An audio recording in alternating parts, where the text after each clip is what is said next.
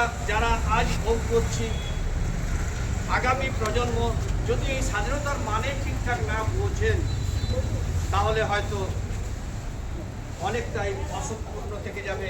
স্বাধীনতার অর্থটাও কিন্তু আমাদের কাছে আস্তে আস্তে যেন ম্লান হয়ে যাবে,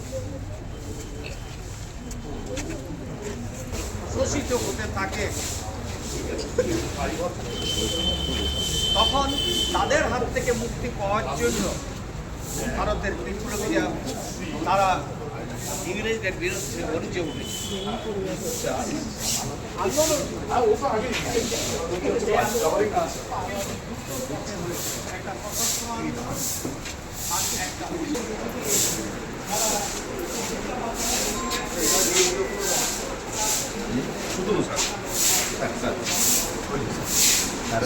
বেশি চ্যানেলটা দেখে আমার আমাদের এই স্বাধীনতার জন্য লড়াই করে গেছেন। অবশেষে নেতাজি সুভাষচন্দ্র বসুর তিনি বার্মা থেকে ডাক দিয়েছিলেন, দিল্লি চলো, আমাদের স্বাধীনতা আমাদের অর্জন করতে হবে।